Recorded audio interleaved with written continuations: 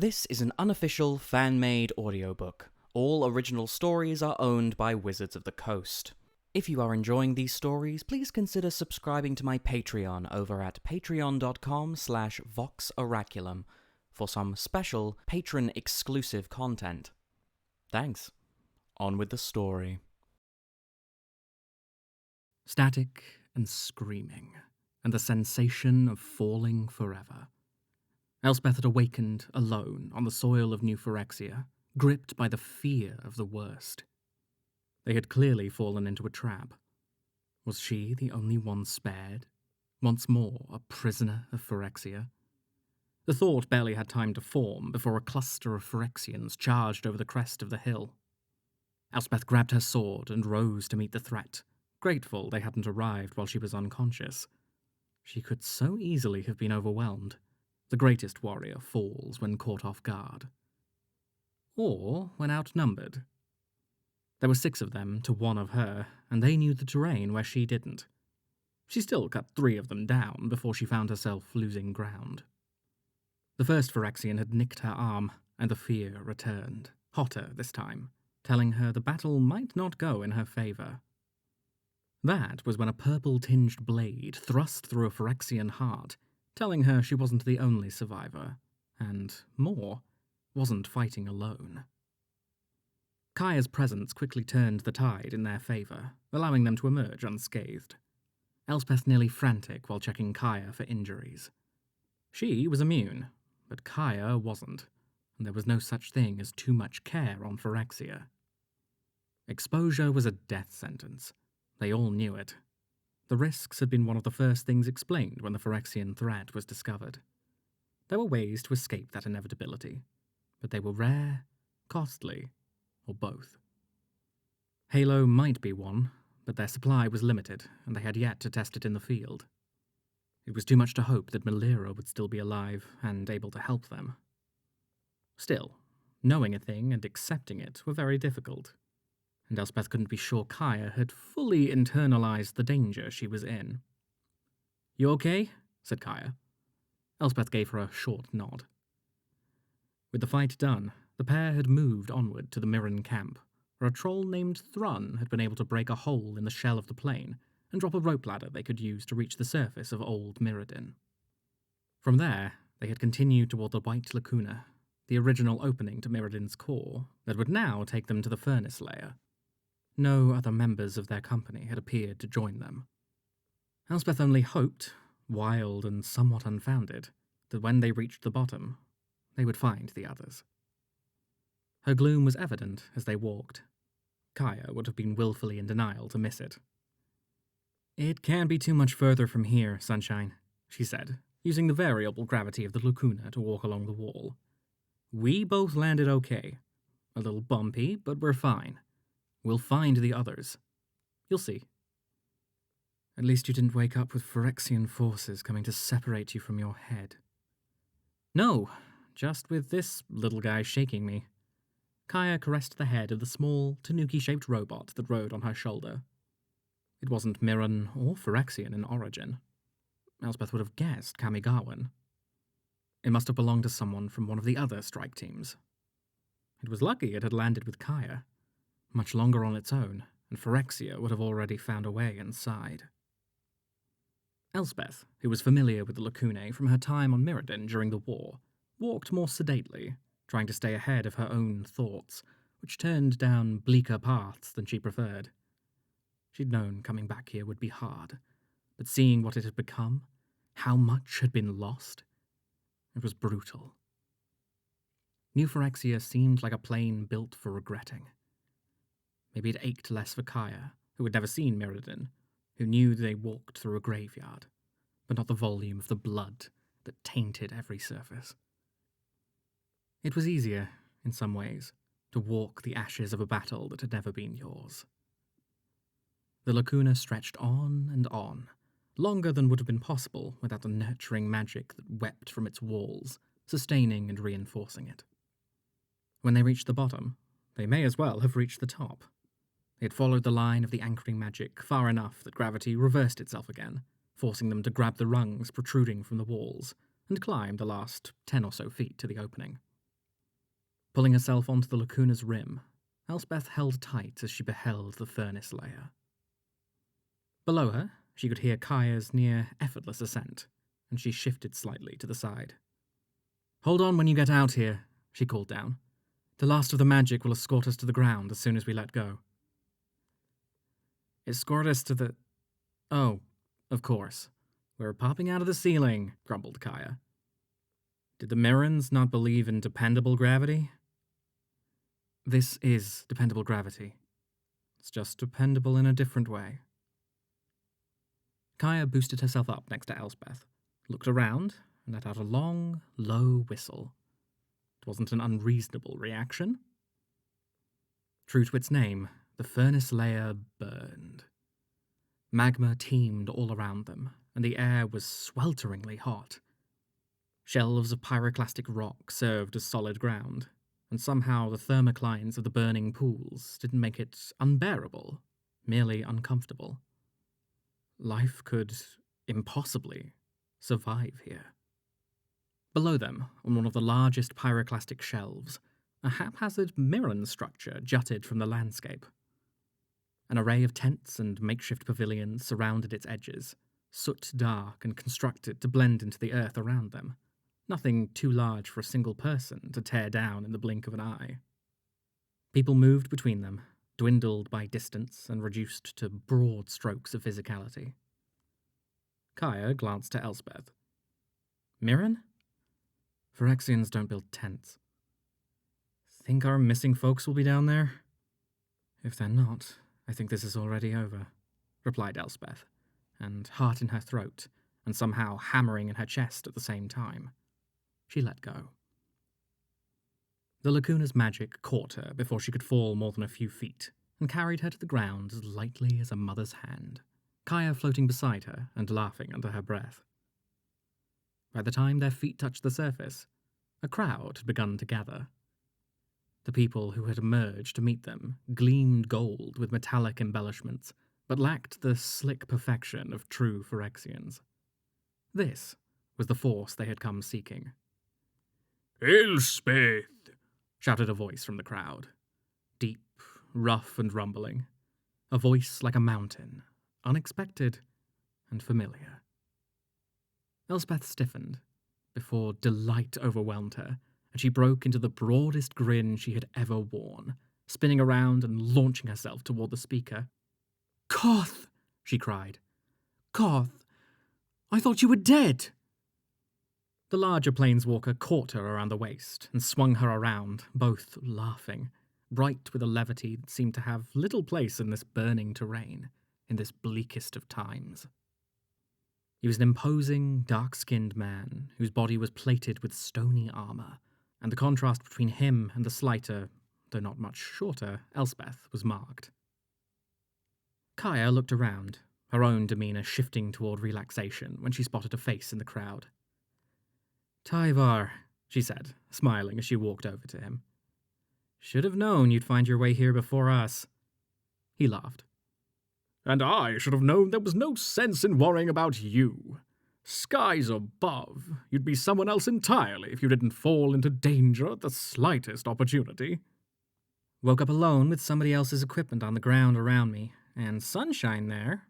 Kaya hooked a thumb toward Elspeth, who was still laughing and hugging Koth. "Just a little ways away. Both of us got hit, hard, crossing over. Did you—" "I fear we all did," said Tyvar, face falling. "Not everyone has managed to find their way to us. Jace was the last to come before you, and he arrived alone, having made his own path over the surface." "Jace is behind you," said Jace's familiar, measured voice. Kaya huffed a breath. "You just wanted to see if I would jump," she accused mildly, turning to face him. The slender telepath shrugged. "You never do, so it seems pointless to try," he said, and smiled, just a little. "Hello, Kaya. I was worried we'd lost you. Couldn't you have, She tapped her temple. "You set up the mind link before we left. You should have just been able to give me a jingle." The faint smile that had been forming fled Jace's face. The barrier broke that link, along with so many other things. I haven't been able to reach any of the other teams. Those you see here are all we've managed to recover of the strike force. Kaya frowned. Vraska? Nissa? The Wanderer? Luca? Vraska wasn't with us when we woke, he said. Nissa was, but even as we gathered ourselves and prepared for our journey, a trap shunted her away. As if she'd somehow been forced to planeswalk again.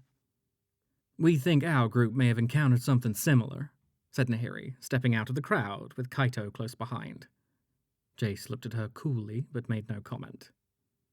Kaya's frown deepened. It was no secret that there was no love lost between Jace and Nahiri. She'd been counting on those who knew them better to be the barrier between them, and had no real interest in being tapped for the job. How do you mean? She asked. Hey! Kaito interjected, before anyone could answer. Those are mine! Pompon! These? Kaya touched the blade she had tied to her hip with a length of rope, even as the little bot on her shoulder leapt over to Kaito's and clung, chittering happily. They were near me when I woke up. They're yours? Can't you tell? They're not Phyrexian, said Kaito, extending his hand. Can't you tell? They're not Phyrexian, said Kaito, extending his hand. He looked exhausted. They all did, to one degree or another. Now that you mention it, yeah. Too fancy for me anyway, said Kaya, untying the blade and slapping the hilt into Kaito's palm. He visibly relaxed, flashing her a grateful smile before he turned his attention to the little robot on his shoulder, murmuring a quiet greeting. It chittered back, obviously home. Looking much more relaxed, Kaito turned back to Kaya. No clue about Luca. The Wanderer was with us when we arrived, he said. Her spark's always been a little unpredictable, but she can normally keep it under a semblance of control. This time, she flickered for a long while before she departed for the blind eternities. You might have been able to shift yourself into phase with her and tell us what she was trying to say before she vanished, said Nahiri. Kaya had never tried to use her magic in that specific manner, but nodded anyway. It might have been possible. Did Nissa look like she was hurt by whatever happened? No, said Jace, with audible misery. She was simply gone. The Phyrexians were more prepared for our assault than we had hoped they would be. I'm sure she's fine, said Nahiri brusquely. That elf's a hard weed to pull. We need to figure out what the plan looks like with this many of us gone. Suddenly uncomfortable, Kaya returned her attention to Jace, lifting an eyebrow. Well, he said, the plan hasn't changed. The plan can't change. We're down half our number, but we knew the odds would be against us. If we don't get the Silex to the base of their world tree before it connects through the blind eternities, all the planes will share Mirrodin's fate. Tyvar scowled. You mean their corrupt mockery of a world tree? He said, sharply. Jace suddenly shrugged. Elishnorn calls it her realm breaker. Valera stepped out of the crowd, the name causing Tyvar's scowl to deepen. Kaya repressed a shudder as she glanced at the blasted, blackened landscape around them. She had seen enough death, dealt enough death, to have thought there was nothing left that could truly horrify her. This, though, this was so much worse than anything she could have imagined. And this wasn't everything. So much of Phyrexia was still beneath them, its horrors yet to be revealed, its dangers yet to be faced.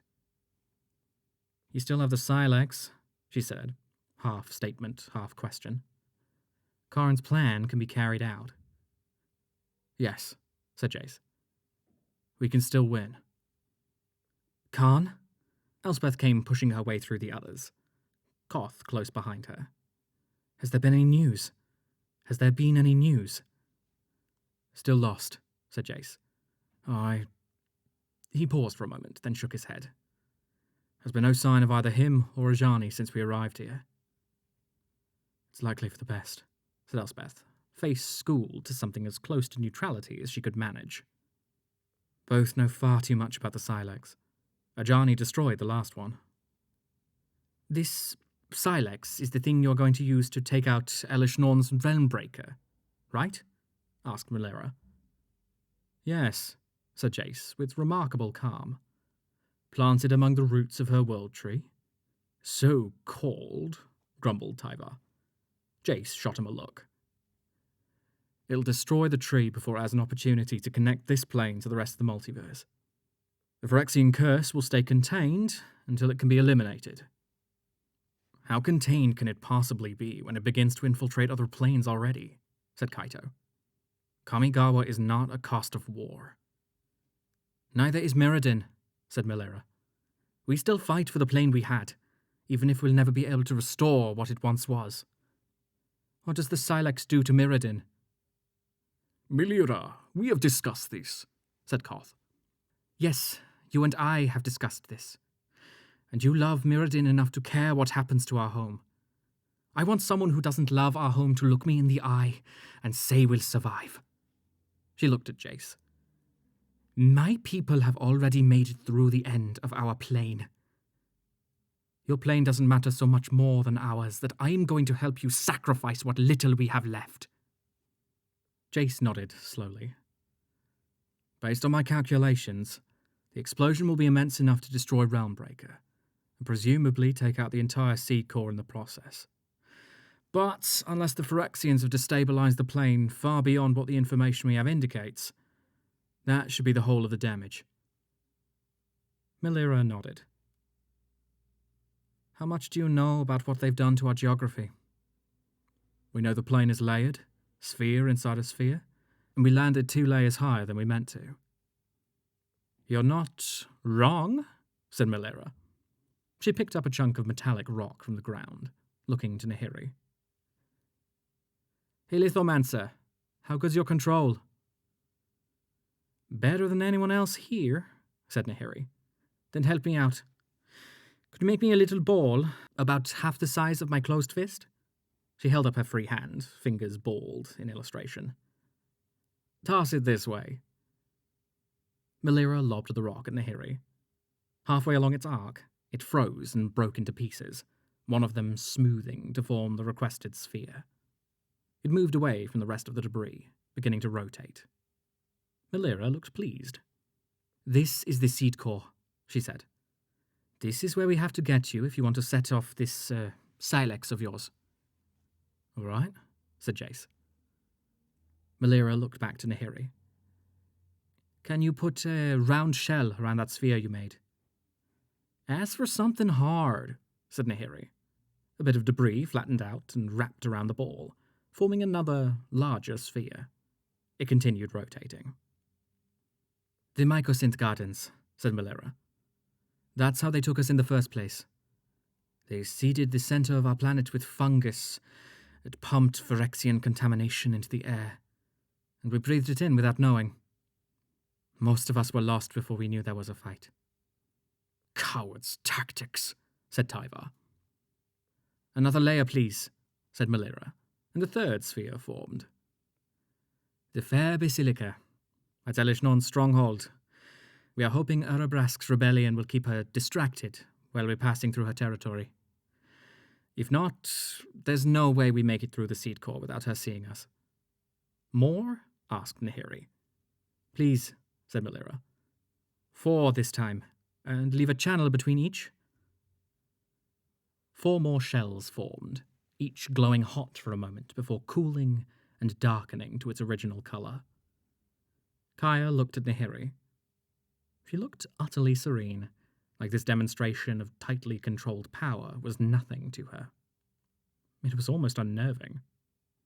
Kaya had known Nahiri was one of the oldest planeswalkers around, if not the oldest, but there was knowing, and there was seeing. That outermost layer, that's the furnace layer. It's where we are now. We're not safe here, but we're safer than we'll be almost anywhere else. We've managed to connect a tunnel without freefall in the middle, which took us some doing. Mirren's died to get you a shortcut. Respect that. Melira paused, turning her face away. Her silence stretched out long enough that Koth stepped in to fill the gap. Beneath us is the Hunter's Maze, and then the surgical bay. We bypass both to land in the dross pits, directly above the fair basilica. He glanced to Elspeth. The dross pits include what you know as the Methydros. We'll have to watch our step there, but we should be able to make it to our next descent point without too much trouble. Elspeth nodded. This is a nightmare, she said. How have you survived? 2 more layers above us. You've seen those? Said Melira. What you may not have realized is that the layer overhead, the one we call Mirex, is all that remains of our original plane. They gutted it to build their own. As to our survival, it's a close thing, said Koth. Food is in short supply. Drinkable water, even more so. The elves are all but gone. I haven't seen an uncompleted Vidalcan in years. We fight the battles we can. We save the people we can. And we never stop moving for long. Mirrodin is a plane of steel. Mirrodin's people reflect that. As long as one of us is breathing, we'll keep fighting back. Elspeth nodded again, more slowly this time. I'm sorry I left you for so long. Don't be, he said. Knowing I saved you, even if I couldn't save so many, it helped. So our plane matters, said Melira, and gestured toward the rotating sphere as Nahiri added 2 more layers to signify Mirex and the monumental facade. Our fight matters. Your fight matters too, or we wouldn't be helping you. No other plane should see this fate. Agreed, said Tyvar, sounding subdued. Agreed, echoed Kaito. One by one, the other planeswalkers chimed in their understanding, and the nearby Mirrans did the same. Melira looked at Jace, eyes hard. So, now that you know what our internal geography looks like, are you still sure we're going to survive what you're planning to do? Jace hesitated for a long moment before he sighed and said, No, I'm not. When Ursa used the first Silex, it broke things we didn't know could be broken. But we don't have any time to spare coming up with a new plan. We shouldn't even wait for the others. I don't know about you, but I'm not into the idea of giving Elish Norn more time to finish her plan. We have to take out that tree before it connects through the blind eternities, or the shockwave could be unthinkable. We could lose a lot more than Mirrodin, said Kaya. Nahiri looked at Jace. These people have no idea what they're helping us to do, he said, voice low. Melira turned to him. What does she think you're not telling us? Jace grimaced, looked away before responding. We're setting off a bomb in the center of the plane. The shockwave should travel along the tree and destroy it without harming Mirrodin. But it's not like we can test it. Our assumptions about the stability of Mirrodin couldn't take into account the sheer amount of restructuring you've shown us. He indicated Nahiri's sphere, still rotating despite her departure. She hadn't gone far. So this could still destroy us? If I say yes, will you refuse to help? If you'd said no, I would have refused to help, said Melira. Koth's a geomancer, not a lithomancer. He says there's a difference. I wouldn't know. The land speaks to him where the stone lingers. He told me there was a chance this could destabilize our plane. It's worth the risk to save the rest of the multiverse, as long as you don't lie about it. Kaya nodded. This was a graveyard of ash and steel, and it deserved to be respected while they used it to achieve their goals. What they were here to do might destroy Mirrodin forever. It was hard to see that as a bad thing. If there was a chance, it would also eliminate the Phyrexian threat to the multiverse. There would be a shockwave when the Silex was detonated. That much was unquestionable. But if the World Tree had yet to connect through the blind eternities, the shock would have nowhere else to go. It might rip this plane apart. Then we move, said Jace. The Mirran forces have agreed to contribute their spare gear if anyone needs additional weapons or armor. Phyrexian oil doesn't need to break the skin to infect. Koth moved forward. Our gear has been treated with a substance we call hex gold. It's rare and precious, but it offers some small measure of protection from phyresis, and it increases the strength of a weapon against the completed. More is available to treat your equipment you brought with you. More is available to treat the equipment you brought with you. This is something new, said Elspeth. Where does it come from? A final gift from Mirrodin, said Koth. We make the journey upwards to Mirex, and we scavenge the remaining plates from the Glimmer Void. Treating the plates with Blinkmoth serum refines the metals into hex gold and lets us use it to protect ourselves. Is there any way I could obtain a piece of this Glimmer Void metal? Asked Tyvar. Yes, said one of the Mirrans, who had been watching silently until this point. Come with me. He motioned for Tyvar to follow him into the crowd. The man did so. After a beat to consider, Koth and Kaito did the same. We can't linger here much longer, said Melira. We survive in the furnace layer at Urubrask's pleasure, and he doesn't like it when we get too comfortable. Kaya frowned, looking to Jace. He inclined his head to Melira. Of course, he said. Shifting his attention to Kaya, he said, Urubrask is the praetor of the Quiet Furnace.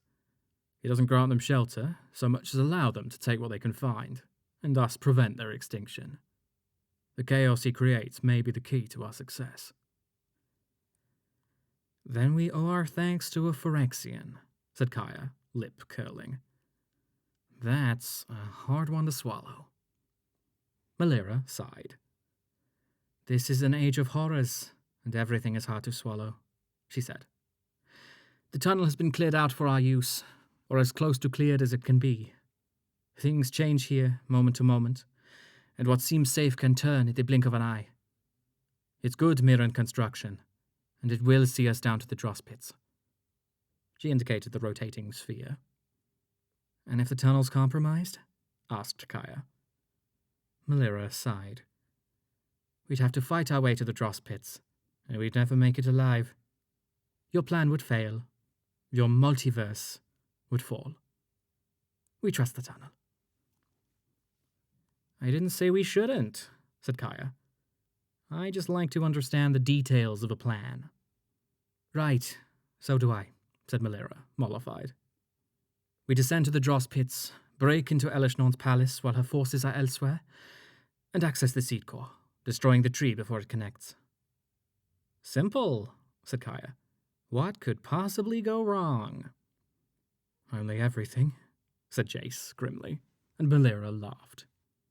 I'm going to check on the rest of you, she said, plucking Nahiri's rotating model of Mirrodin from the air and tucking it under her arm as she walked away, leaving Kaya and Jace alone. Not far away, Kaito knelt, his tanuki by his side, and ran a sliver of hex gold along the edge of his blade, watching as it left gleaming specks behind. It seems odd to hone a weapon on something that might change the steel, he said. Tyvar shrugged, turning a hex of metal that shone like impossibly tarnished mercury between his fingers. This Glimmer Void metal is like nothing I've ever encountered before, he said. He looked to the Mirran who had led them to the scant armory. And it repels their glistening oil? It won't save you, said the Mirran, passing Tyvar a shield.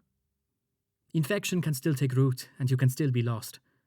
But it will make your strikes sharper and may buy you time. That is all we need, said Tyvar. Kaito smiled, shaking his head. If the metallurgy course can wait, we need to finish preparing, he said, breaking his sword into its individual throwing stars, meticulously running the hex-gold whetstone along each edge. Melira stalked by, pausing to snag a small pouch of powdered hex gold as she passed. Is there a way to treat my drone? Asked Kaito. Tyvar focused his attention on the other man. It was a valid question, and he wanted to know the answer, if not as much as Kaito did. The little construct can be powdered, if its gears can take the strain, said the Mirran. Kaito laughed. Dust is always a danger. She'll take the strain. Not far away, Koth and Elspeth sat on rough crates, watching each other as they would a sibling believed lost. And in a way, that was precisely what they were. Born of different planes, bearers of different sparks, but siblings forged in terrible battle. A battle that was not yet done. "I thought I was never going to see you again," said Elspeth. "I thought the same of you," said Koth. "You are a miracle walking. But I wish you hadn't come. You fought free of this. You are to be spared. You could have gone seeking for your home, could have escaped. And instead—" "I'm a warrior," said Elspeth. "I may not want to be, but I have to be a hero, to honor those who never got the chance. I have to try, Koth. And if I knew the danger and refused to come, I'd be no better than a coward." "I understand," he said. "It's an honor to know that I'll have another chance to go down fighting beside you." Elspeth managed a wan smile. "I just wish we had more time." "That's what it means to be yourself, and not forced to become a part of the Phyrexian mass," said Koth. He rose, offering her his hand. "Come, it is almost time to go." She blinked up at him as she took his hand and let him pull her to her feet. "You're coming with us?" "I am," Koth confirmed. "I have a demolition team standing by to do what needs to be done if your Silex fails. You know I don't like problems with only one solution. This tree will not take root in other soil." Elspeth smiled. "I'm glad to have you along, both selfishly and because I think our chances of success just got much, much better." "You always had too much faith in me," said Koth lightly, and they walked, together, back to where the others prepared themselves for war. Nahiri, who had been waiting for them to move, slipped out of the shadows and into the relative privacy of the spot where they had chosen to have their conversation. She hissed as she peeled the bandage away from her neck, revealing the blunt, hardened spike growing there. "I thought so," said Melira behind her. Nahiri jumped, whirling half around to face the slim Mirren. Melira didn't flinch. "There's an air to people who are still holding on to the hope that they're wrong, and you had it," she said. "Here." She reached into her pocket and tossed the pouch of hex gold to Nahiri, who caught it and looked at it blankly for a moment before frowning at Melira. "You're not too far gone," said Melira. "I could treat you now, and you'd stand an excellent chance of recovery. But you'd lose days if we did that. Maybe more." "We don't have that kind of time," said Nahiri. "That's what I thought you'd say," said Melira. "You're early enough in the process that we can wait. You have time before you're too far gone for me to pull back. Try the hex gold. If that doesn't work, you can tell me what you want to do." The spike on Nahiri's neck was covered by a layer of what felt like ordinary skin. Calling a razored bit of shale into her hand, she sliced through that thin veil of tissue, cutting until she hit something hard that she hoped, truly hoped, was bone. Reaching up with her other hand, she sprinkled the powdered hex gold over the wound she had created. The skin spasmed, and she felt a bubble form, expelling the hex gold from her body. With a convulsive itch, the skin knit itself back together.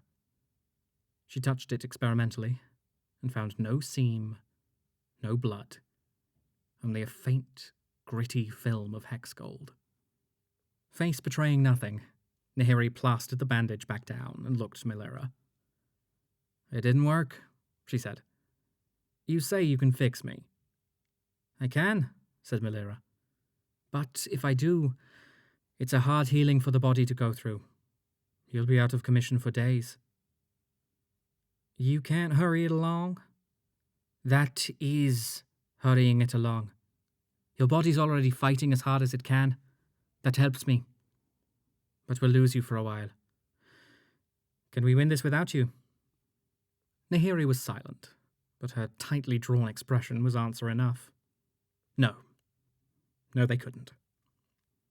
She was the strongest mage they had, and more, she was in a plane all but designed to respond to her magic. They needed her. After everything I'd done for the multiverse, this shouldn't be how it ends, she said. It's not right. This won't be how it ends, said Melira. She tossed the sphere she'd been carrying to Nahiri. It stopped halfway between them, resuming its slow rotation. You're strong. You're fighting this.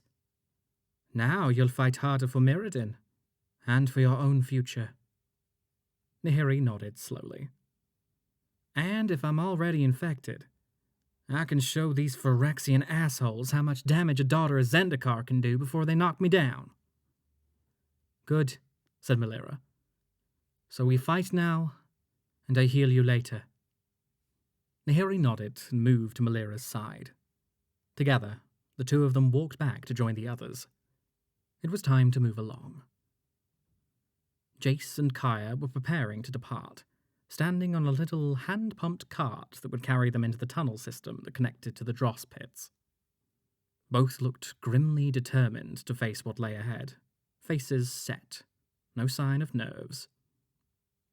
Nahiri envied them a bit of that confidence. Her own was flagging. Then Jace nodded, and the cart operators began to pump. They moved away, down into the dark. The others stepped onto carts of their own. Tyvar with Kaito, Nahiri with Melira and a group of Mirrans. Koth and his demolitions team filled a cart by themselves, till only Elspeth remained to go into the dark. She paused, looking at the encampment around her. It was so transitory, so temporary, and yet enduring. This was what remained of the Resistance. This was where Mirrodin took back its destiny and rose again, damaged but free. Or was added to the books of the dead forever. They had to win. They had to. Not just for the multiverse, but for the Mirrans who died to get them this far, and for the Mirrans yet to come, who deserved so much better than this broken plane. More determined than ever, Elspeth stepped onto the final cart, nodded to the elves operating the pump, and made her own descent into the shadows of New Phyrexia.